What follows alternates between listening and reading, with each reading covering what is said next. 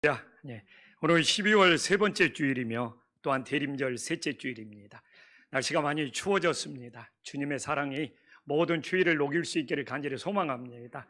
그래서 제가 날씨가 추워져서 추위를 녹이려고 일부 때도 뭔가 퀴즈를 냈는데 우리 집사람이 와서 하지 말아요. 근데 안 하려고 했는데 날씨가 너무 춥다 보니까 하고 싶어요. 안 하고 후회하는 것보다 하고 한 소리 듣는 게 낫죠. 이 일본이 있고 프랑스가 있고 러시아가 있습니다. 이걸 세 자로 줄이면요, 이거 굉장히 난이도 있는 겁니다. 힌트 줄까요? 빨리 일어서세요. 아주 센스 있었습니다. 비슷해요. 일본을 우리가 다른 말로 하면 외나라, 외구라고 하고, 프랑스를 우리가 다른 말로 하면 불란서라고 하고, 또 러시아. 함께 해보세요. 자, 일본, 프랑스, 러시아를 세 자로 줄이면 뭡니까? 우리 성도님들을 좋아했어요. 우리 집사람이 하지 말라고 할 만합니까?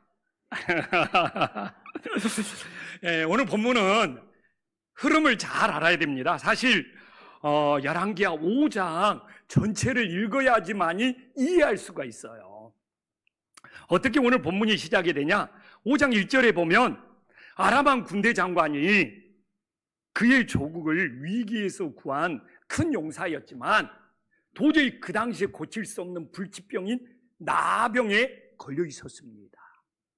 그런데 그 집에 3절에 나와 있잖아요. 이스라엘에서 포로로 잡혀온 어린 소녀가 하나님을 믿는 믿음이 있어서 그러는지 담대하게 자기 주인에게 이스라엘 사마리아에 가면 선지자가 있는데 그 선지자가 나병을 고칠 수 있다고 합니다.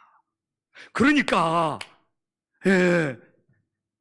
14절과 우리들이 15절, 16절을 보면 사실 나병에 걸린 이 국방부 장관 나아만은 지푸라기라도 잡는 심정으로 정말 잔뜩 금은 보화를 싣고 엘리사에게 찾아가서 정말 엘리사를 만나려고 하는데 사실 엘리사는 문전박대하고 만나주지도 않고 요단강에 가서 7번 몸을 담그라 했는데, 사실 나만이 처음에는 자기를 만나주지 않는 것이 섭섭했는데 하나님의 말씀에 의지하여 요단강에 가서 7번 몸을 담그면서 순종할 때 정말 어린아이 피부처럼 깨끗이 치유되는 놀라운 역사가 일어났습니다.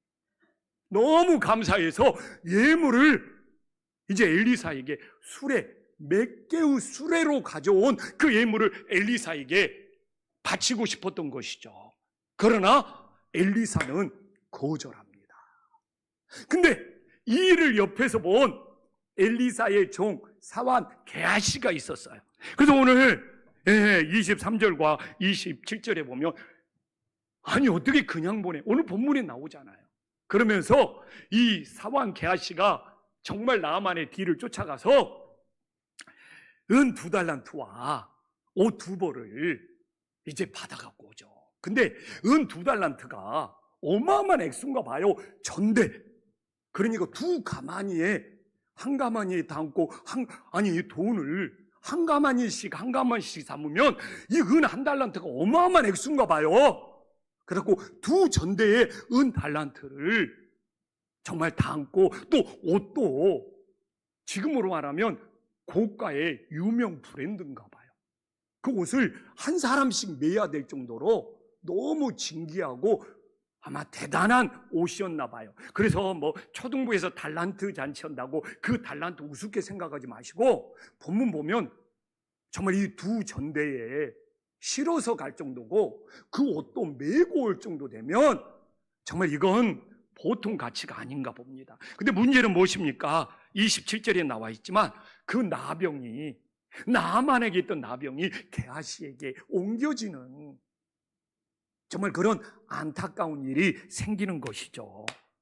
그래서 저는 오늘 왜 게하시는 하나님 앞에 영적인 축복을 받았는데 왜 그 영적인 축복을 잃어버렸는지 정말 우리들이 오늘 본문을 통해서 깨닫고 우리들의 삶에 적용할 수 있는 은혜의 시간이 될 수 있기를 간절히 소망합니다.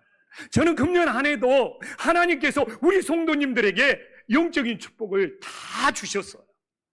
근데 혹시 내가 게하시처럼 세상 욕심을 붙잡으려다가 하나님이 주신 소중한 영적인 축복을 모르고 잃어버린 우리 자신의 모습은 없는지 돌아보는 것이 너무너무 중요하지 않습니까? 그래서 우리가 오늘 이 게하시의 모습을 보면서 하나님이 나에게도 주신 영적인 축복이 있는데 그것이 얼마나 귀한지도 모르고 게하시처럼 세상 거 욕심 부리다가 나도 모르게 잃어버린 삶은 아닌지 돌아보면서 정말 한 해 잘 마무리하고 다시 그 영적인 축복을 찾아서 새롭게 시작할 수 있는 은혜의 역사가 있기를 간절히 소망합니다. 그럼 우리는 게하시가 얼마나 큰 영적인 축복을 받았는지 돌아봐야죠. 제가 봐도 게하시는 엄청난 축복을 받았습니다. 첫 번째 봐보십시오. 구약에서는 이스라엘 땅에 하나님의 선민으로 태어난 것이 대단한 택하심의 축복이었습니다. 구약은 하나님께서 특별히 이스라엘을 택하셔서 하나님의 역사를 보여주셨기 때문에 정말 구약 시대에는 하나님의 택하심을 받아 이스라엘 땅에 태어난 그 자체가 선민의 축복이 됨을 깨달으시기를 간절히 소망합니다. 얼마나 세상에 많은 나라가 있었어요. 오늘날은 더 중요하죠. 오늘날도 세상에 많고 많은 사람들 중에 우리가 예수님을 믿고 하나님의 자녀가 되었다는 거, 정말 세상에 무엇과도 바꿀 수 없는 이게 가장 귀하고 소중한 축복이 됨을 믿으시기를 간절히 소망합니다. 그래서 우리가 예수님을 믿고 하나님께 택함 받아서 주님의 자녀가 되었다는 거, 이것보다 더 큰 축복은 없는 거예요. 또한 게하시 봐보십시다. 당대의 하나님의 사람 이 엘리사의 제자가 되어서 이렇게 대단한 스승을 섬기고 그 대단한 스승에게 좋은 말씀을 들을 수 있다는 거, 이것만큼 큰 축복이 어디 있습니까? 저에게도 인생의 가장 큰 축복이 누구냐? 내가 내 이 목회의 스승 이중표 목사님을 만나고 정말 이중표 목사님을 통해서 별세의 신앙을 배우고 내가 죽어야 내 안에 예수가 산다. 우리는 정말 좋은 스승을 만날 수 있고 좋은 교회를 만날 수 있고 좋은 목자를 만날 수 있는 거, 이건 모든 사람이 누리는 것이 아니라 게하시가 정말 좋은 스승 엘리사를 만나서 좋은 말씀을 들을 수 있다는 거, 이게 얼마나 큰 영적인 축복인지 다시 한번 깨달으시기를 간절히 소망합니다. 또한 어디 그것뿐입니까? 정말 이 게하시는 엘리사가 다니는 곳은 다 따라다니면서 하나님의 기적, 하나님의 능력을 직접 보고 함께하면서 다 체험한 사람입니다. 이런 복 쉽지 않죠. 우리가 앞장에 열왕기하 4장만 보더라도 34절에 어떻게 나옵니까? 죽은 자를 살리는 놀라운 역사가 일어나지 않습니까? 사실 수넴 여인은 아기가 태어날 수도 없었어요. 근데 아기가 태어나는 놀라운 능력의 역사가 일어나고, 근데 그 아이가 죽어버렸어. 근데 이 죽은 아기를 게하시가 먼저 찾아가서 지팡이 올려놓고 그 다음에 엘리사가 와서 그 죽었던 아이를 다시 살리는 그 능력을 직접 보고 체험했지 않습니까?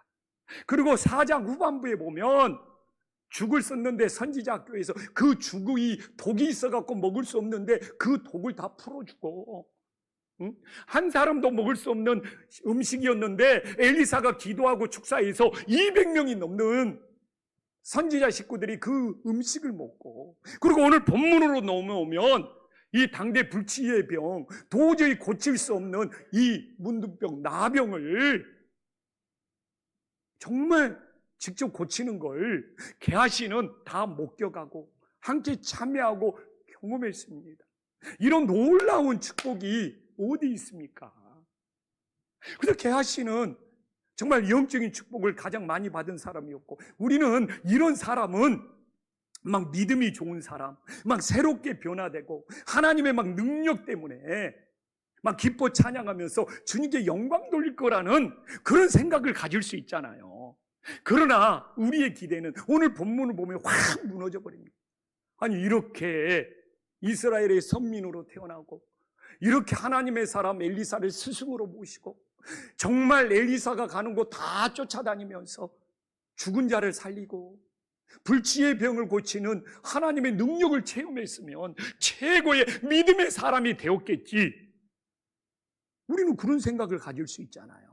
그러나 오늘 본문에 보면 우리의 기대가 산산조각 나고 엘리사는 그렇게 상한 게하시를 믿음의 사람으로 키우고 싶었는데 영적인 복이 얼마나 소중한지를 모르고 게하시는 그 영적인 복을 다 잃어버립니다.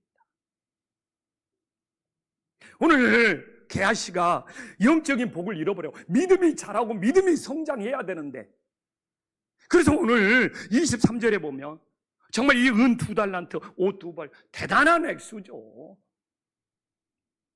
막 전대에 담아와야 되고 사람이 막 옷을 메고 와야 되고.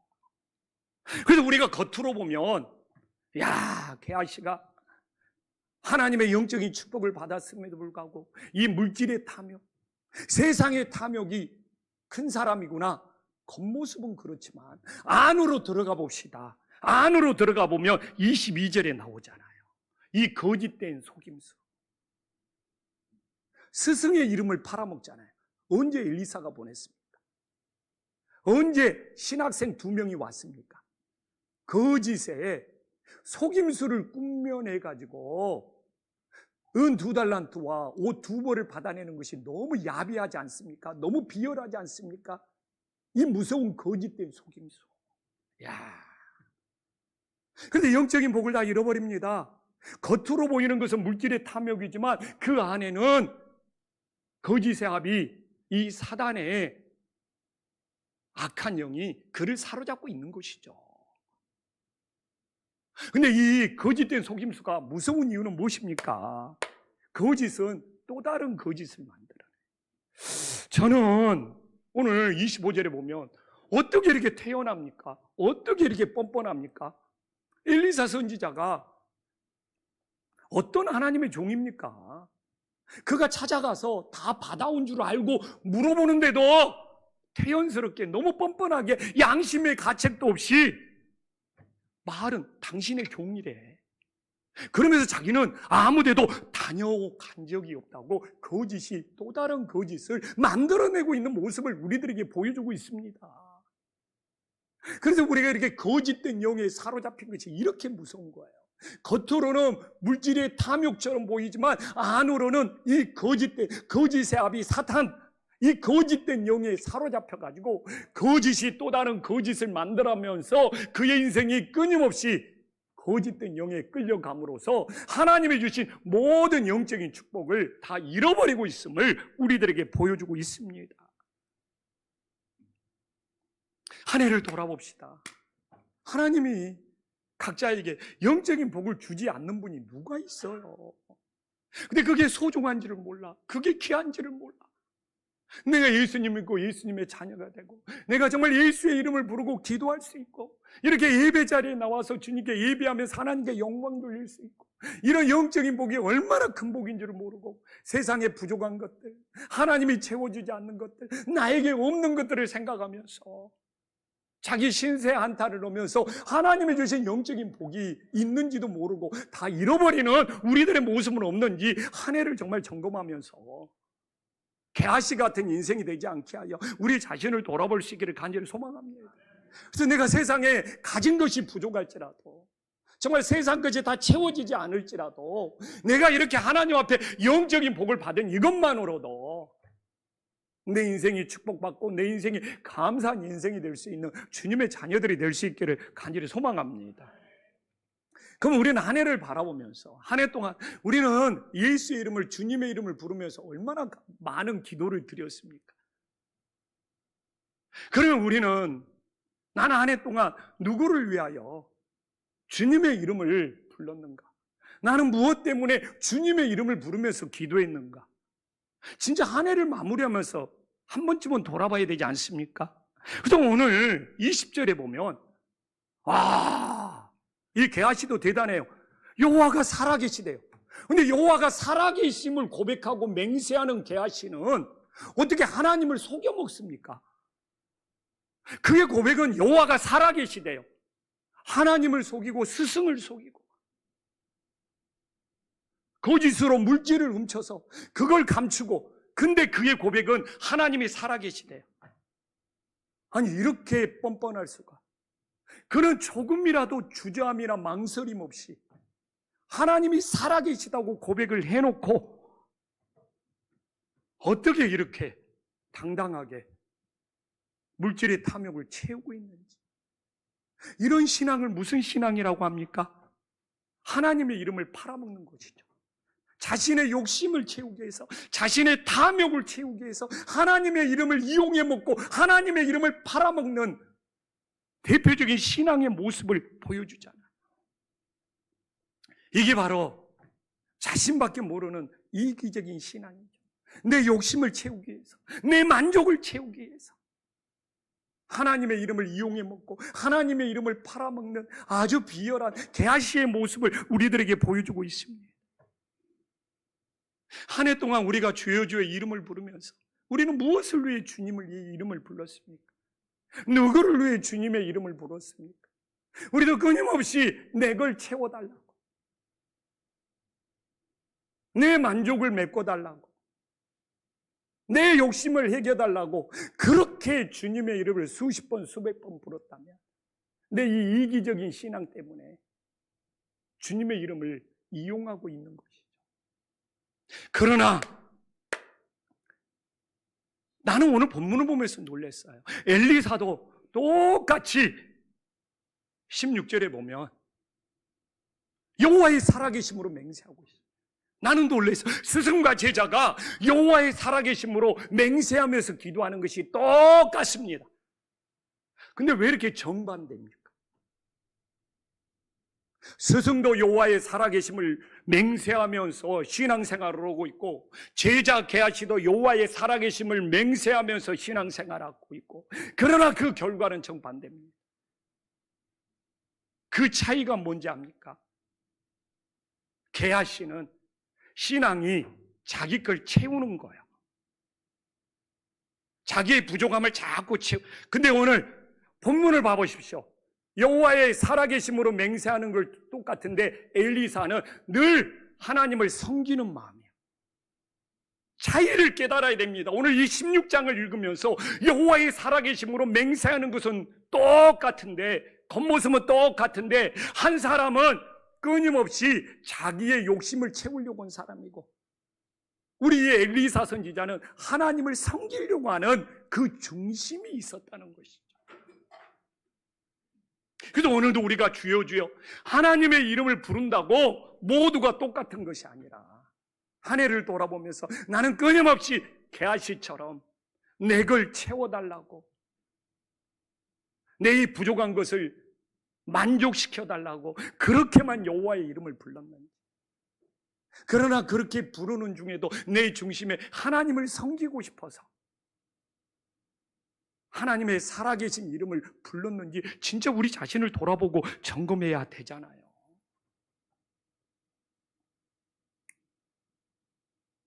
정말 내 자신의 부족함을 채워달라고 하나님의 이름을 부르지 말라는 이야기는 아니에요. 내 필요를 채워달라고 하나님의 이름도 불러야죠. 그러나 그 중에는 오늘 이 엘리사처럼 하나님을 섬기고 싶어서, 저는 이 하나님을 섬기고 싶어서 여호와의 이름을 부르는 것이 먼저 그 나라와 그의 의를 구하는 거고, 하나님의 이름을 섬기고 싶어서 부르면 하나님께서 내 삶의 모든 것도 채워주시는 은혜의 역사가 있음을 믿으시기를 간절히 소망합니다. 이게 먼저 그 나라와 그 의를 구하는 것이죠. 그래서 오늘 우리가 20절에 보면 엘리사 앞에는 끊임없이 하나님의 사람이라는 거예요. 그래서 엘리사는 하나님의 사람이 얼마나 대단한 호칭인지 압니까? 하나님께 속한 사람이고, 하나님의 뜻을 따르는 사람이고, 하나님의 이름을 부르는 것과 하나님의 이름대로 살아가는 것이 일치하는 신앙이에요.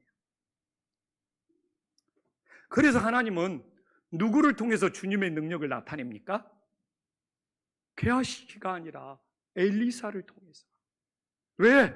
저 엘리사는 정말 하나님을 섬기고 하나님의 능력을 나타내기 때문에 끊임없이 하나님은 엘리사를 통해서 하나님의 기적, 하나님의 능력을 보여주시는 것이죠. 오늘도 저는 믿습니다. 내가 하나님을 섬기고 싶은 마음이 있으면 하나님의 능력이 나를 통해서 나타남을 믿으시기를 간절히 소망합니다. 그러나 게하시처럼 끊임없이 받고 싶고 끊임없이 채우고 싶고 끊임없이 가지고 싶고, 하나님은 어떻게 게하시를 통해서 하나님의 능력을 나타낼 수가 있겠습니까? 그래서 이 엘리사에게 하나님의 능력이 많이 나타난 이유가 있었구나. 늘 하나님을 섬겼고 하나님께 속하여 하나님의 사람으로 살아갔기 때문에 엘리사에게 나타나는 하나님의 능력은 다 하나님의 영광이 되는 거예요. 그래서 우리도 주님의 사람, 하나님의 사람이 되어서 하나님의 능력이 나를 통해서 나타날 수 있기를 간절히 소망합니다. 우리 옆 사람하고 인사 한번 나눌까요? 오늘 당신이 하나님의 사람처럼 보입니다.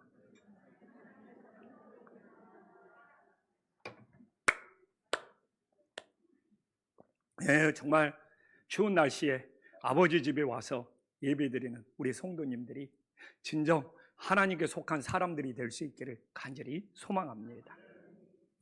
그러면 우리가 하나님을 섬기는, 하나님의 이름을 부르면서 하나님의 사람이 되기 위해서는 어떻게 해야 됩니까? 지금의 때를 분별할 줄 알아야죠. 지금의 때를 분별하는 것이 하나님이 원하시는 뜻이 무엇인 줄 알 수 있습니다. 그래서 우리는 끊임없이 지금의 때를 분별해야 돼. 지금의 때가 어느 때냐, 그걸 알 때 하나님이 원하시는 것이 무엇이냐를 알 수 있죠. 그래서 26절에 보면 분명히 엘리사는 게하시에게 지금의 때가 정말 은을 받으며 옷을 받을 때냐, 막 이것저것 여러 가지를 받아서 네 욕심을 채울 때냐, 분명히 언급하고 있잖아요. 지금이 어느 때인 줄을 알아야지 하나님이 원하시는 뜻이 무엇인 줄을 알 수 있다는 것이죠. 그래서 우리 성도님들이 지금을 살면서 지금의 때를 제발 좀 분별하십시오. 그냥 옛날 이야기하고 코로나 전 이야기하고 자기가 어린 시절에는 이렇게 신앙생활 했다고 그러고 과거는 죽었어요. 제가 말합니다. 자꾸만 과거, 예전 자기 신앙 과거는 죽어 있어요. 지금 이때에 하나님이 원하시는 것을 무엇인지 분별해야지. 죽어있는 과거를 자꾸 들먹이는 거, 지금의 때를 외면하는 거예요. 그러면 지금의 때를 분별해 봅시다. 하나님이 원하시는 뜻이 무엇입니까? 만약 엘리사가 뇌물을 받았어요, 예물을 받았어요, 그 물질을 받았어요. 이야, 수고비가 되는 거예요. 주님의 능력이 나타나는 것이 아니라 엘리사의 능력이 되어버립니다. 지금의 때를 분별해야 돼요. 엘리사는 지금 여기서 자신의 능력을 나타내는 것이 아니라 주님의 능력을 나타내는 것을 분별했기 때문에 예물을 받지 않는 거예요. 만약 예물을 받았다면 나 같아도 엘리사가 자신의 능력으로 수고한 거 내가 수고비 다 계산했어, 이렇게 상황이 정리가 되어버려요. 그런데 우리가 지금의 때를 살아가면서 내 능력이 아니라 주님의 능력을 나타내는 것이 얼마나 소중한지 다시 한번 기억할 수 있기를 간절히 소망합니다. 사실 지금은 좀 홀가분합니다. 제가 마음에 굉장히 평안이 찾아왔어요. 금년을 잘 지내고 나니까. 근데 작년 12월부터 제가 이 코로나가 끝나가면서 이 교회를 회복하기 위해서 얼마나 발버둥 쳤습니까? 작년 12월부터 오후에 계속 이것저것 모임 갖고 금년에 다시 목장 시작, 다시 선교회 시작, 청년 주간 예배, 세대 통합 예배, 노예, 교회에 코로나 때 쉬었던 거 다시 하면서 너무너무 긴장했나 봐요. 그리고 막 우리 항승재 목사, 막 최은교 목사한테 막 이거 저거 다시 살려야 된다고 하면서, 그러니까 너무 내가 정신적으로 지쳤나 봐요. 진짜 12월 첫 주에 기도원 가기 전에 정말 이렇게 머리가 이렇게 무겁고 이렇게 머리가 아프다는 거. 내가 살려면 기도원 가서 머리를 비워야 되겠다. 너무 이게 코로나 끝나고 교회를 다시 살리려고 신경 쓴 것이,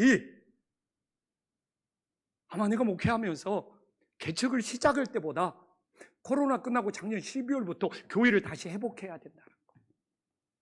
이 신경 쓰는 것이 너무 힘들었나 봐. 그럼 진짜 기도원 들어가니까 너무 신경 써서 그러는지 아무하고도 말하고 싶지 않고 아무하고도 대화 안 하고 그냥 멍하니 그냥 쉬고 싶은 거예요. 지금은 평안이 찾아왔죠. 근데 그게 내 능력이냐고. 예전에는 정말 이렇게 목사가 수고했는데 성도들이 좀 알아봐 줬으면 좋겠고 성도들이 좀 인정해 줬으면 좋겠고 그런 마음이 있어요. 그러나 솔직히 지금이 그럴 때입니까? 지금 코로나 이후에 목사의 능력을 나타낼 때입니까? 어떻게 해서든지 주님의 능력을 나타낼 때라는 거죠. 지금의 때를 분별해야죠. 우리가 1년 끝나고 이 12월에 막 칭찬하고 막 수고했다고 그러고 막 시상식하고 막 담례하고, 정말 코로나에 지금 우리가 그럴 때입니까? 코로나 이전에는 그럴 수 있어요. 그렇다고 제 마음에 성도님들이 막 수고 안 했다, 헌신 안 했다, 그런 마음이 있겠습니까? 더 고마움이 큽니다. 여러분들의 헌신, 여러분들의 수고, 여러분들의 충성이 있기 때문에 교회가 다시 세워졌고 코로나 이후에도 우리가 이렇게 모여서 예배를 드릴 수 있지 않습니까? 그 마음은 2배, 3배가 더 크고 코로나 이후에 성도님들의 섬김, 헌신이 얼마나 소중한지 그건 2배, 3배를 제가 더 깨닫고, 당연한 건 없어. 우리 성가대를 비롯하여 모두 당연한 건 없어. 근데 우리끼리 막 시상식하고 우리끼리 하면서 지금이 진짜 그럴 때냐고요. 코로나 이후에. 정말 내 능력이 아니라 지금 한국교회 상황이 하나님의 능력을 나타내고 하나님의 능력을 보여줄 때잖아요. 안 그렇습니까? 가뜩이나 교회가 어렵고 겨우겨우 회복되어 가는데 그냥 내 능력으로 뭔가 한 것처럼, 조영신 목사가 그냥 코로나 이후에 그냥 능력을 발휘해서 이만큼 교회를 회복시킨 것처럼. 아니죠. 그렇게 할 수 있도록 능력 주신 분도 우리 주님이잖아요. 내가 뭔가 능력이 나타났다면 내 것이 아니고 주님이 나한테 능력을 주셔서 그 능력이 나왔음을 믿으시기를 간절히 소망합니다. 정말 우리 지금의 때는 그래요. 12월 정말 내가 뭘 섬겼든 무엇을 헌신했든 그냥 예배의 자리도 지켜준 것이 감사하고, 설사 안 했을지라도 저는 이게 다 내가 한 것이 아니고 내가 안 한 것이 아니고 정말 주님의 능력을 나타내려고 했을 때 바로 이게 지금의 때고 이게 다시 회복되는 하나님의 놀라운 역사가 있음을 믿으시기를 간절히 소망합니다. 옆 사람하고 인사할까요? 내 능력이 아니라 주님의 능력을 나타냅시다.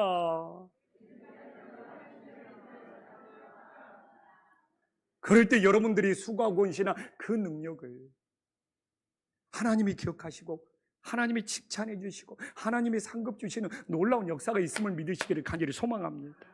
또한 봐보십시오. 엘리사가 지금의 때를 어떻게 보고 있습니까? 오늘 16절에 예물을 거절하고 17절 봐보십시오. 나만 장군이 유일하신 하나님을 믿습니다. 한 영혼을 구원할 때라는 거예요. 놀랍지 않습니까? 이방 나라 나만 장군이, 나는 오늘 17절을 보면서 이제부터 종이 번제물과 다른 희생제사를 여호와의 다른 신에게 드리지 않고 다만 여호와께 드리나. 한 영혼을 구원하는 때, 만약 욕심을 챙겨버렸다면 정말 치료비 준 거예요. 나만 장군은 치료비 계산한 거예요. 예물을 받아버리며. 그러나 그걸 거절하고 받지 않았기 때문에 하나님의 능력이 나타났고, 하나님의 능력이 나타난다면 뭐가 일어나는 거예요? 한 영혼이 구원받는 놀라운 역사가 일어났다는 겁니다. 그러니까 게하시가 얼마나 어리석은 짓을 하는 거예요. 정말 내 욕심을 챙기다가 한 영혼을 잃어버리며, 정말 코로나 이후에 한 영혼 한 영혼이 얼마나 소중합니까? 숫자가 중요한 것이 아니에요. 뭐 금년에 몇 명이 왔냐, 숫자가 중요한 것이 아니고 정말 한 영혼의 가치가 이 시대에 얼마나 귀하고 소중하는지, 정말 내 욕심을 포기하고 정말 한 영혼을 살리기 위해서 마음을 다할 수 있는 것이 진정 하나님의 때가 됨을 믿으시기를 간절히 소망합니다. 근데 하나님의 때, 지금의 때를 분별하지 못해요. 나이 드신 권사님도 왜 우리 나이 든 권사님을 대접 안 해주냐고.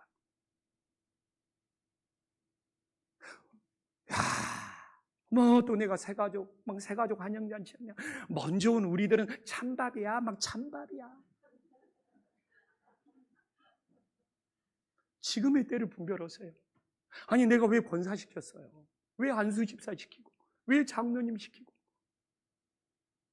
이제는 돌봐달라는 신앙이 아니라 다른 사람을 돌보라고 시켰는데 권사 되어갖고도 왜 안 돌봐주냐?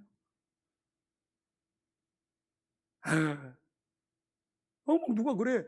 우리 교회 청년이 중심이 되면 우리는 뭐 꼬다는 보리자루냐고.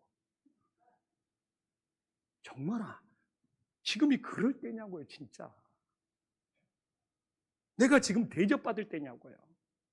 내가 양보하고 내가 배려하고 내가 희생해서 잃어버린 한 영혼을 구원하는 것이 정말 진정 주님의 때가 됨을 믿으시기를 간절히 소망합니다. 정말 새가족 챙긴다고 먼저 온 우리는 찬밥이야 이렇게 말하고 있으면 한국교회 소망 없습니다. 나만 신앙생활하고 교회 문 닫을 겁니까? 지금의 때를 분별해야 됩니다. 왜 엘리야가 그 예물을 안 받았는지, 그것 때문에 이렇게 다른 신을 섬기지 않고 유일하신 하나님을 섬기겠다고 이런 놀라운 구원의 역사가 일어났음을 믿으시고, 정말 한신교회는 이런 방향으로 가야지 이 교회가 살아나는 놀라운 역사가 있음을 믿으시기를 간절히 소망합니다. 또한 봐보십시오. 마지막 하나는 무엇입니까? 지금 아람과 이스라엘은 전쟁하는 적대적인 관계였고, 이 아람이 이스라엘 옆에 있었는데 얼마나 당시 대절했냐면 중동까지, 그 시대는 바벨론까지 가서 나라를 키운 어마어마한 나라였어요. 이제 다윗이 그 아람을 정복하면서 그 아람이라는 나라는 중동에만 머물러 버릴 정도로. 근데 다윗이 등장하기 전에는 어마어마한 땅을 가지고 있었습니다. 근데 이렇게 적대적 전쟁. 근데 오늘 우리가 2절을 보더라도 그 집에 잡혀온 어린 소녀, 지금으로 어린 소녀라고 하면 10살 남짓입니다. 부모 떨어져서 아람의 포로로 잡혀와서 그 10살 남짓이 나만 장군의 와이프를 수종 들고 있어. 이런 비극의 시대, 전쟁의 시대입니다. 지금도 전쟁이 얼마나 많이 일어나고 있습니까? 근데 지금 이 예물을 안 받아야지 전쟁을 막을 수 있어. 만약 예물을 받아버리면 그는 국방부 장관, 아마 나만 장군이 중동까지 진출하면서 정복하고 승리할 정도로 지략가고 용맹이고 탁월했어요. 그렇게 나오잖아요. 근데 그 이후로 나만은 이스라엘과의 전투에서 더 이상 등장하지 않습니다. 실제 역사 속에서. 왜? 신세를 졌기 때문에. 자기 생명을 구해줬기 때문에. 근데 여기서 만약에 예물을 받아버렸다면, 신세 다 갚았기 때문에 다음 전쟁 때 나만 장군이 군대 일꾼고 오면 그 당시 군사력은 꼼짝 말합니다. 근데 더 이상 침범하지 않습니다. 나만 장군이 죽고 난 다음에 다시 침범할지는 몰라. 전쟁을 막는 거예요. 하나님의 평화, 샬롬의 평화가 일어나는 거예요. 오늘도 똑같습니다. 지금 한국교회가 어려운데 교회마다 다투고 있어요. 갈등하고 있어. 목사와 장로가 다투고, 장로님끼리 다투고, 권사님들이 평가를 배우고.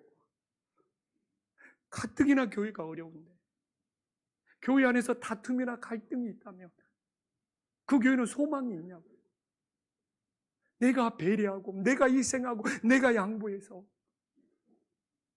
정말 엘리사가 전쟁을 막았듯이 우리 교회에서도 그런 하나님의 평화가 있을 때, 그런 화목이 있을 때 모든 성도들이 들어와서 안식을 누릴 수 있음을 믿으시기를 간절히 소망합니다.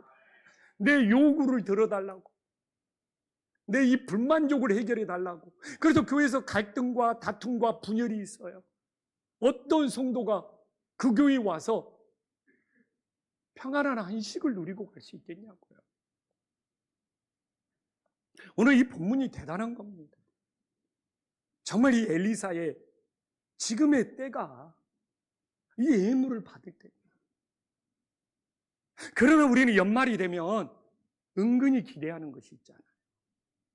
그러나 코로나 이후에 지금의 때는 하나님의 능력을 나타내는 때가 되어야 되고, 그 어떤 것보다 이제는 한 영혼 한 영혼을 살리는 일에 마음을 다하는 때가 되어야 되고, 그리고 무엇보다도 교회가 세워지기 위해서는 갈등이나 다툼이 사라지고 화목해야 되는 교회가 되어야 돼요.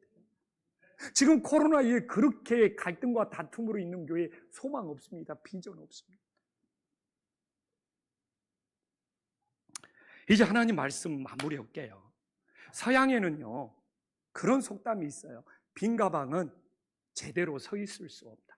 이게 서양 속담이에요. 빈 가방은 똑바로. 근데 나는 이게 하나님 앞에서도 똑같은 거예요. 하나님 앞에서도 빈 가방의 신앙은 하나님 앞에 똑바로 서 있을 수가 없어요.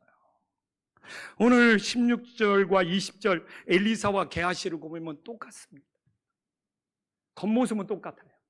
가방의 모습은 똑같습니다. 그러나 가방 안에 무엇이 채워졌느냐? 하나님을 섬기는 것이 채워진 가방은 똑바로 세워질 수 있지만, 하나님을 섬기는 것이 비워져 있는 가방은 넘어지고 쓰러지고 시험과 욕에 들 수밖에 없다는 것을 보여주고 있잖아요. 진짜 우리의 겉모습, 오늘도 주님께 예배드리고 주님께 찬송하고 하나님의 이름을 부르는 거 다 똑같이 보입니다. 우리 가방 안에 뭐가 채워져 있습니까? 내가 하나님을 섬기고 하나님의 때를 분별하고 하나님의 뜻이 무엇인지 그것이 채워져 있으면 우리는 하나님 앞에 똑바로 세워져 있는 신앙이 될 겁니다. 그러나 하나님 것은 하나도 채워져 있지 않고 내 것만 채워져 있습니다. 세상 유혹 시험에 넘어져서 그 가방은 똑바로 서 있을 수가 없죠. 그래서 우리가 오늘도 우리의 겉모습은 다 똑같을지 우리 안이 주님의 것으로 채워져서 하나님 아버지 앞에 정말 한 해도 똑바로 서 있고 새해에도 똑바로 서 있는 신앙이 될 수 있기를 간절히 소망합니다.